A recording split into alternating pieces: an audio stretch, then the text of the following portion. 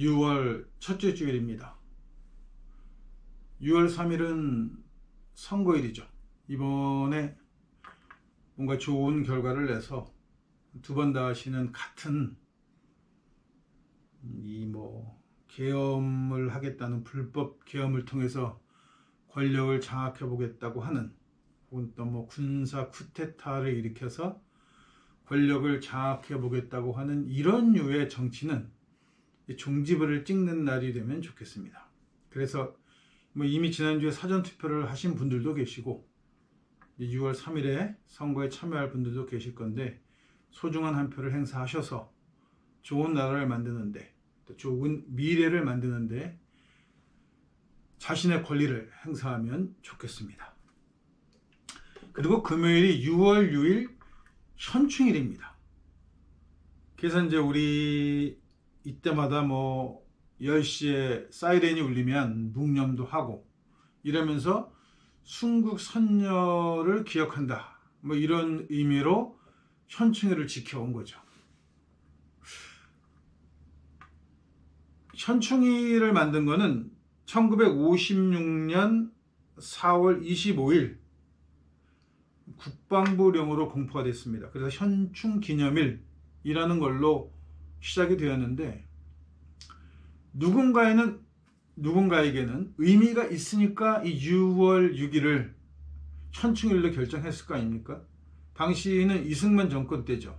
그러니까 이승만이에게는 굉장히 6월 6일이라는 날짜가 중요한 의미가 있다는 거예요. 그렇지 않으면 굳이 그 많은 날짜 중에 그날을 선택할 리가 없잖아요. 그러니까 이걸 나중에 그게 아닌 것처럼 알기 위해서 6.25가 들어있어서 그렇다, 뭐가 또 하여튼 24조교 중에 뭐가 들어있어서 그렇다는 다양한 이야기를 들어서 6월 6일을 현충일로 한 것에 대한 당위성을 부여하고 있는데, 사실은 이 날짜를 결정한 이승만이 어떤 생각을 가지고 이 날짜를 현충일로 결정했느냐는 것이 중요한 포인트가 되겠죠.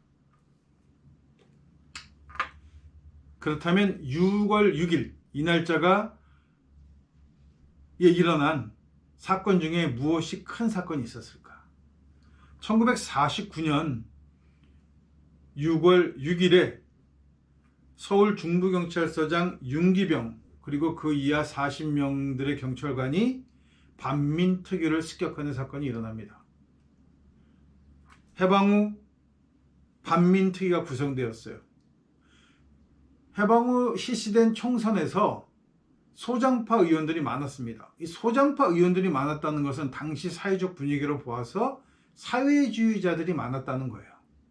그러니까 이 사람들은 매국을 청산해야겠다는 개념이 굉장히 강했던 거죠. 이승만은 생각이 조금 달랐습니다. 메가더 포고령을 보면 알 수 있지만, 메가더는 어떤 생각으로 들어와서 한국을 이렇게 정치적으로 운영을 했는가 하면, 기본적으로 정치 전문가는 총독부에서 일하던 사람들이다, 이렇게 생각을 한 거예요. 그러니까 철저하게 상해 임시정부가 있었음에도 불구하고 이걸 배제합니다. 이 상해 임시정부의 백범을 견제했던 건 미 군정도 그랬고, 미 군정의 앞잡이인 이승만도 그랬고, 또 해방되기 바로 직전에 총독부로부터 일본이 항복한다 하는 정보를 먼저 가지고 전국적으로 조직을 만들었던 여운형도 마찬가지예요. 여운형도 김구를 배제합니다. 그리고 대표로 이승만을 세우려고 했던 거예요. 상해 임시정부가 해방 후 국가적인 역할을 할 수 있고, 또 민족 반역자들을 처벌할 수 있고, 뭔가 자주 독립국가를 만들 수 있는 역량을 가지고 있던 것은 백범 김구의 상해 임시정부였던 거죠. 그래서 이거를 철저하게 정치적으로 배제를 하는 겁니다. 결국은 암살당하고 말았습니다. 백범 김구 선생은. 그런데 이 소장파 의원들이 중심이 되고, 그럼에도 불구하고 민족 반역자들을 처단하겠다는 결의로 만들어진 반민특위, 이 반민특위가 제대로 활동도 못 해보고 1949년 6월 6일에 공격을 받고 빨갱이로 몰려서 싹 이렇게 소탕되다시피 되어지게 됩니다. 이 당시에 여기는 윤기변이가 했지만 이승만의 옆에서 착 달라붙어서 그 이승만이 아팠을 때 미국 미군정 그 의사를 군의관을 데려다가 치료하기도 하고 하면서 이승만 곁에 바짝 붙어가지고 개노릇을 하던 자가 있었는데 그게 누구냐면 바로 김창룡이라는 사람이에요. 이 사람이 정말 매국노이기도 하면서 철저하게 이승만과 정치적으로 반대쪽에 있는 사람들, 민족주의자들을 빨갱이로 몰아죽이는 1등 공신이었어요. 무고한 사람은 엄청나게 많은 피를 뿌린 놈입니다. 근데 얘가 언제 죽냐면 1956년 1월 30일에 같은 특무대 부하들에 의해서 살해당하게 돼요. 죽은 거죠. 이승만이 김창룡의 죽음을 듣고 탄식했다고 합니다. 양아들이라고까지 불렸었어요. 이승만의 김창룡이가 아주 그냥 뭐 입안에 혀같이 모든 뒷작가를 다 해주던 개였는데 이 개가 갑자기 죽은 거예요. 그러니까 이승만이 너무 비통하게 생각했다는 거예요. 뭐 식음을 전폐하고 뭐 눈물을 흘렸다는 말이 있을 정도로 김창룡의 죽음에 큰 충격을 받게 됩니다. 이승만이. 그리고 이승만에게 김창룡은 애국자인 거예요. 야, 얘를 어떻게든 기억을 해야 되겠다. 어떻게 하면 김창룡의 그 애국정신을 기억할 수 있을까? 그 생각에 4월 25일, 같은 해 4월 25일에 현충일을 제정하면서 반민특위를 때려잡았던 그날, 매국노도를 처단하고 매국의 정체를 밝히려고 했던 반민특위를 습격했던 그날을 현충일로 정했다는 거예요. 물론 뭐 이런 얘기가 있어요. 개떡같이 이야기해도 찰떡같이 알아들으란 말이 있죠. 그러니까 설사 이승만이는 6월 6일을 김창룡의 죽음을 애도하면서 반민특위를 습격한 그날로 정했다고 할지라도 우리는 그날을 순국 선열을 기억하는 날로 생각하면 그만 아니냐라고 이야기할 수 있어요. 이게 아주 얄팍한 개수작입니다. 현충일은 다른 날짜로 바뀌어야 할 겁니다. 뭐 상해 임시정부가 세워진 날로 정하든 아니면 청산리 전투, 왜군들을 가장 크게 무찌른 그런 날을 하든 뭐 얼마든지 많아요. 국군의 날도 마찬가지죠.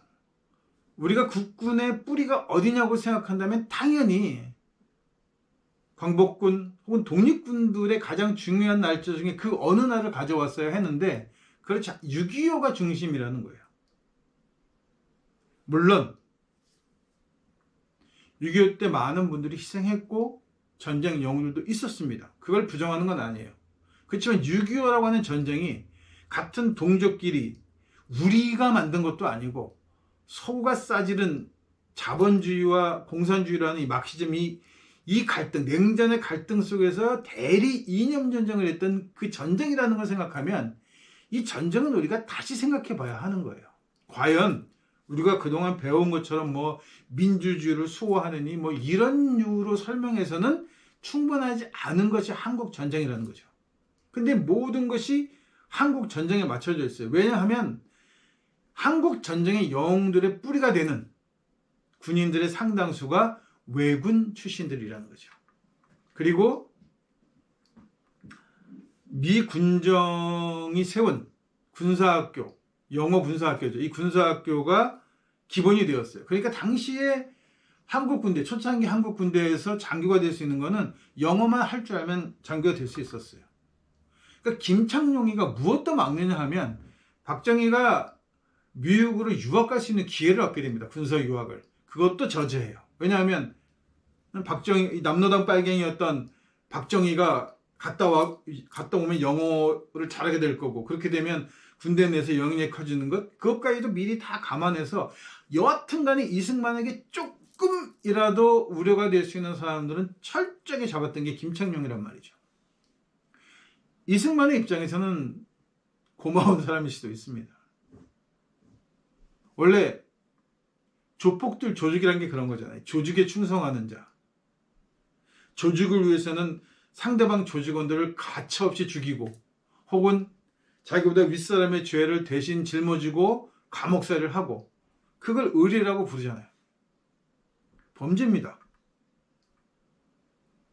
일반적인 눈으로 볼 땐 그게 옳은 일도 아니고 좋은 일도 아니고 의리도 아니고 아무것도 아닌 그냥 범죄 집단의 개수작일 뿐인 거예요. 근데 그게 자기네들끼리는 굉장한 거란 말이죠.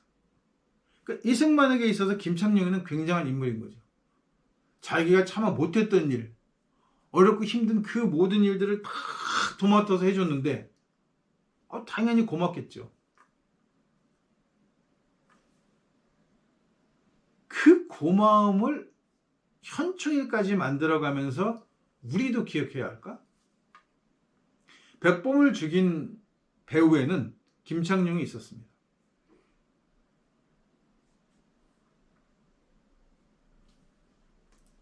정말 안타까운 일이에요.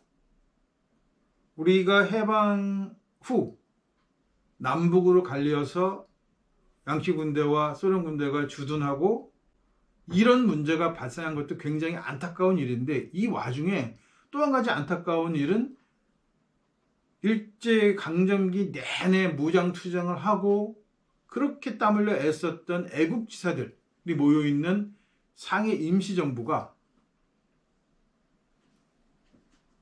해방 후 한국을, 대한민국을 만드는데 역할을 할 수 없었다는 거예요. 결국은 메가더 포고령에 의해서, 양키들의 의지에 의해서 상해 임시정부들 사람들 혹은 독립군 출신들 전부 개인 자격으로 귀국했습니다. 누구 하나도 독립운동을 했던 임시정부로 혹은 독립운동했던 독립군으로의 자격으로 한국에 돌아오질 못하고 그냥 개인 자격으로 들어온 거예요. 한국에 다시 귀국한 거죠. 결국 이런 독립운동하고 모든 것을 투신하고 헌신했던 분들은 무시해버리고, 외놈 밑에서 열심히 돈벌이하고 일했던 자들은 그 권력과 그 재산과 그 모든 것을 가지고 다시 일어날 수 있었고, 그러니까 독립군을 고문하는 경찰이 해방 후에는 독립지사들을 빨갱이로 몰아서 고문하는 경찰관이 되고 승승장구합니다. 노독수리도 그랬고.